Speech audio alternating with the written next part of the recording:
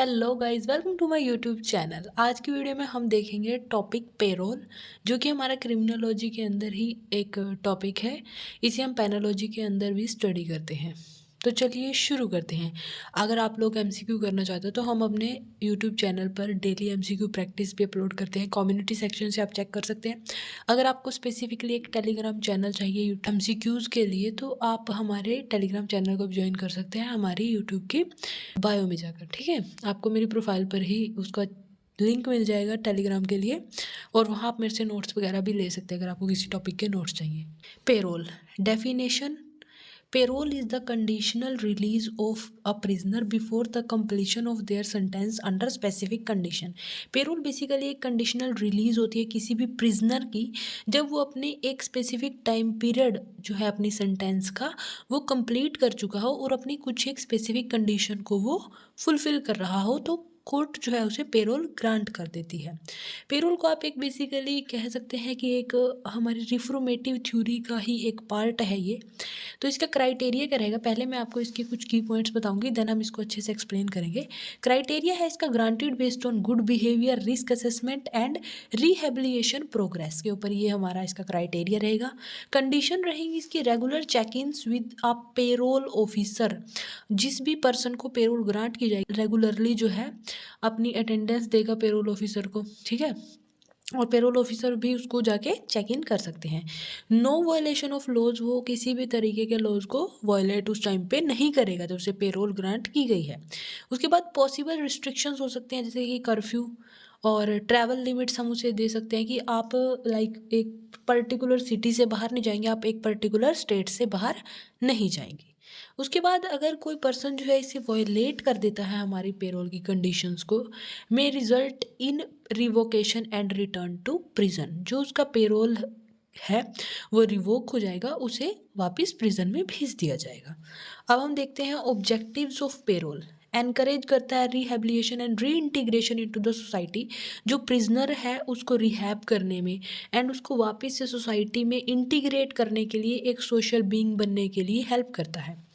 Number second पर है reduce prison over crowding. आपको भी बताया इंडिया की एक प्रिजन सिस्टम की एक कह सकते हैं हम इसे एक चैलेंज बना हुआ है आज के टाइम पे, कि ओवर क्राउडिंग बहुत ज़्यादा है प्रिजन्स में, तो उस ओवर क्राउडिंग को भी रिड्यूस करता है। नंबर थर्ड पर है provide a transitional period for individual to adjust to life outside prison. एक तरीके से उनको एक ट्रांजिशनल पीरियड दे रहा है कि आप जो लाइक ये पेरोल जो है ग्रांट होती है जब एक आप स्पेसिफिक टाइम पीरियड जो है वो अपनी सेंटेंस का काट चुके हो जेल के अंदर। ठीक है, अब उसके बाद जो प्रिजन में उसे रखा जाता है वो रखा जाता है रिफॉर्मेशन के लिए। ठीक है, अब उसका रिफॉर्मेशन होना चालू हो गया है, गुड बिहेवियर है उसका, जो भी इसके क्राइटेरिया वो उनको फुलफिल कर रहा है, तो इस टाइम पर वो बिल्कुल रेडी है एक तरीके से सोसाइटी में फिर से रिहैब होने के लिए, एंड पेरोल उसको यही अपॉर्चुनिटी ग्रांट करता है। इसके बाद हम आगे बढ़ते हैं इसके अंदर, ये रिफॉर्मेटिव थ्योरी के अंदर है, मैंने आपको पहले बताया। It is an administrative action है, ये एक एडमिनिस्ट्रेटिव एक्शन है। इससे रिलेटेड एक केस लो भी है, हम लास्ट में डिस्कस करेंगे। और पेरोल जो है वो पेरोली बोर्ड रिव्यू करता है, देन वो इसको आगे ट्रांसफ़र करता है कि आप लोग देखिए, यानी कि इसका good behaviour, risk assessment, rehabilitation progress, ये सब कुछ चेक होती है पहले कि आप इसमें आते हो, आप इसके क्राइटेरिया को फुलफिल कर रहे हो या नहीं। देन आपको जो है एक तरीके से पेरोल के लिए आप कोर्ट में अप्लाई कर सकते हो। अब हम लोग स्टडी करेंगे इसके टाइप्स। तो बेसिकली इसके दो टाइप्स हैं, custody parole and regular parole. इसी में आपको समझाती हूँ। कस्टडी पैरोल जो है बेसिकली वो एक इमरजेंसी के अंदर दी जाती है, जैसे कि अगर किसी की डेथ हो गई है फैमिली में, या तो कोई मैरिज आ गई है।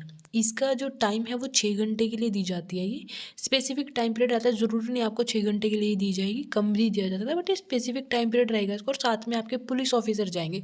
और ये जो टाइम पीरियड है 6 घंटे, इसके अंदर आपका आने जाने का टाइम जो है वो इसके अंदर से अलग रहेगा, वो इसके अंदर इंक्लूडेड नहीं होता है। ठीक है, रेगुलर पैरोल में क्या रहेगा, डिस्क्रिशन ऑफ कोर्ट, ये कोर्ट की डिस्क्रिशन के ऊपर है। ठीक है, इसके अंदर भी एक सर्टेन टाइम पीरियड होगा और इसमें टर्म्स एंड कंडीशंस अप्लाई होती है कि आप यहाँ जा सकते हो, यहाँ नहीं जा सकते हो, तो कुछ एक टर्म्स एंड कंडीशन का एक क्राइटेरिया रहेगा। इसकी एक तरीके से आपको प्रिजन के अंदर आप 1 ईयर रह चुके हो पहले ही। ठीक है, ऑलरेडी आप प्रिजन में 1 ईयर जो है अपना बिता चुके हो। और दूसरा गुड बिहेवियर, और अगला है कि आपकी प्रीवियस में और फ्रेश पेरोल के बीच का जो डिफरेंस है वो 6 मंथ का डिफरेंस होना चाहिए जब आपने उसे अप्लाई किया था। बेशक वो आपकी रिजेक्ट हो गई हो, ठीक है? अब ऐसा नहीं है कि लाइक मैंने आज पेरोल लगाई और वो रिजेक्ट हो गई, देन मैं मार्च में फिर से लगा लूँ कि नहीं, नहीं, जो मेरे को ग्रांट हुई थी वो जून में हुई थी और अब मुझे फिर से दे दो आप लोग। नहीं, अगर वो एक बार रिजेक्ट भी हो चुकी है, जो आपकी प्रीवियस और फ्रेश पेरोल है उसके बीच में 6 मंथ का डिफरेंस होना चाहिए, ठीक है? पर्सन जो एलिजिबल नहीं है पेरोल के लिए, एक तो डेंजरस ऑफेंडर है कोई, क्योंकि पेरोल उन्हीं लोगों के लिए बनाया गया है जिनको रिफ़ॉर्म किया जा सकता है ना? तो जो डेंजरस ऑफेंडर्स हैं, हैबिचुअल ऑफेंडर्स हैं, उनको आप सोच रहे हो कि लाइक हम इनको पेरोल दे दें, नहीं। वो ऐसे लोग का क्या करते हैं, मिसयूज़ करते हैं इनको। दूसरा है थ्रेट टू नेशनल सिक्योरिटी, कोई एक ऐसा ऑफेंडर है जो नेशनल सिक्योरिटी के लिए थ्रेट बना हुआ है, ठीक है? हम उसको पेरोल ग्रांट नहीं करेंगे। तीसरा है इन्वेस्टिगेशन पेंडिंग है किसी पर्सन के खिलाफ, किसी सीरियस क्राइम से रिलेटेड। ऐसा क्यों बोला गया? क्योंकि इसमें ज़्यादा चांसेस रहेंगे कि आप उसे पेरोल दे दोगे। पहली बात तो कि लाइक पेरोल उन्हीं ऑफेंडर्स को दी जाती है जो रिहैब हो सकते हैं सोसाइटी के अंदर, ठीक है? और दूसरा, अगर हम उसके खिलाफ इन्वेस्टिगेशन पेंडिंग है और हम उससे पेरोल ग्रांट कर देते हैं, ठीक है? वो सोसाइटी के अंदर रहेगा, सोसाइटी के अंदर रहेगा तो ज़्यादा चांसेस हैं कि वो विक्टिम को परेशान करेगा, वो एविडेंसेस से छेड़छाड़ करेगा। तो इन सब चीज़ों के चांसेस बढ़ जाते हैं, इसलिए इन लोगों को पेरोल नहीं दी जाएगी। तीसरा है कि जिसने पेरोल की गाइडलाइंस को इन्फ्रिंज किया है, वॉयलेट किया उनको पहले ही, जिसको पहले पेरोल पे छोड़ा गया था बट उसने उसकी जो गाइडलाइंस हैं उनको अच्छे से फुलफ़िल नहीं किया है। अगला है पेरोल बोर्ड, जो मैंने आपको पीछे बताया था कि पेरोल बोर्ड जो है आपको केस को रिव्यू करेगा। पेरोल बोर्ड क्या होता है? डिसाइड वेदर और not a prisoner inmate should be release, कि जो एक पर्सन है, एक प्रिजनर है, वो छूटेगा या नहीं छूटेगा, ठीक है? ये डिसाइड करता है हमारा पेरोल बोर्ड। इसके मेंबर कौन-कौन हो सकते हैं? इसके मेंबर हो सकते हैं कोई जजेस, कोई क्रिमिनोलॉजिस्ट, कोई साइकियाट्रिक, उसके बाद अदर क्वालिफाइड इंडिविजुअल। अब हम इसके कंक्लूजन पर आएँगे और चलो पहले केस लॉ देख लेते हैं। इसके और भी केस लॉज़ हैं, मैं उनको स्क्रीन पे डाल दूँगी। एक तो है Atar Singh versus state of Haryana, जो कि 2002 का केस है। इसने बोला कि पेरोल जो है वो एक एडमिनिस्ट्रेटिव एक्शन है। Payroll is a critical aspect of the criminal justice system that balance public safety with the goal of offender rehabilitation. It require adherence to strict condition and regular monitoring to ensure successful reintegration।